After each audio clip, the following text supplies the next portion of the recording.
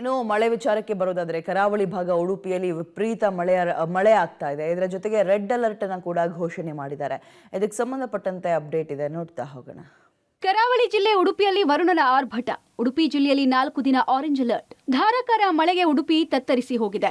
ನದಿ ತೊರೆಗಳು ತುಂಬಿ ಹರಿತಾ ಇದ್ದು ತಗ್ಗು ಪ್ರದೇಶಗಳು ಜಲಾವೃತ ಆಗಿದೆ. ಜಿಲ್ಲಾದ್ಯಂತ ಮಬ್ಬು ಕತ್ತಲು ಆವರಿಸಿದೆ. ನದಿ ತೊರೆಗಳು ತುಂಬಿ ಹರಿತಾ ಇದೆ. ಹವಾಮಾನ ಇಲಾಖೆ ರೆಡ್ ಅಲರ್ಟ್ ಘೋಷಣೆ ಮಾಡಿದೆ. ಪಾಪನಾಶಿನಿ ನದಿ ನೆರೆ ಏರಿಕೆಯಾಗಿದೆ. ಪಾಪನಾಶಿನಿ ನದಿಯಲ್ಲಿ ವ್ಯಾಪಕವಾದ ಮಳೆ ನೀರು ಹರಿತಾ ಇದ್ದು ಸುತ್ತಮುತ್ತಲ ಮನೆ ಮಂದಿಗೆ ಆತಂಕ ಆಗಿತ್ತು.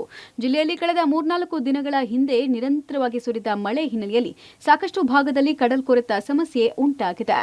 ಬೀಚ್ಗೆ ನಿಷೇಧವಿದ್ರೂ ಪ್ರವಾಸಿಗರ ಹುಚ್ಚಾಟ.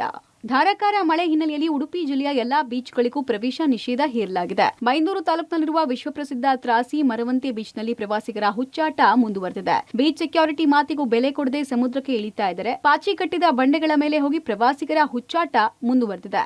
ಹೀಗಾಗಿ ಅನಾಹುತಕ್ಕೆ ಆಹ್ವಾನ ಕೊಟ್ಟಂತಾಗಿದೆ. ಮಳೆ ಹೇಗಿರ್ತದೆ ಅನ್ನುವಂಥದ್ದನ್ನ ನೋಡಬೇಕಾದ್ರೆ ಅದು ಕೂಡ ಮಳೆಗಾಲದಲ್ಲಿ ಕರಾವಳಿಗೆ ಬರಬೇಕು. ವಿಪರೀತವಾದ ದಟ್ಟವಾದ ಕಾರ್ಮೋಡದ ಜೊತೆಗೆ ಮಳೆ ಸುರಿತಾ ಇರುವಂಥದ್ದು.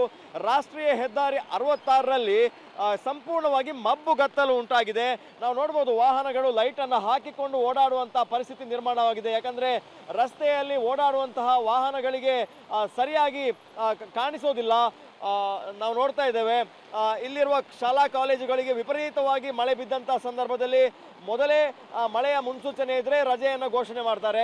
ಆದರೆ ನಾವು ನೋಡ್ಬೋದು, ಕಾಲೇಜು ವಿದ್ಯಾರ್ಥಿಗಳು ಯಾವ ಥರ ಕಷ್ಟ ಪಡ್ಕೊಂಡು ಓಡಾಟವನ್ನು ಮಾಡಬೇಕು ಅನ್ನುವಂತಹ ಒಂದು ಸ್ಥಿತಿ. ವಾಹನದಲ್ಲಿ ಓಡಾಟ ಮಾಡುವವರಿಗೆ, ಅದರ ಜೊತೆಗೆ ಶಾಲೆಯಿಂದ ವಾಪಸ್ ಬರುವವರಿಗೆ, ಚಿಕ್ಕ ಚಿಕ್ಕ ಮಕ್ಕಳಿಗೆಲ್ಲ ದೊಡ್ಡ ಮಟ್ಟದ ಸಮಸ್ಯೆ ಉಂಟಾಗ್ತಾ ಇದೆ.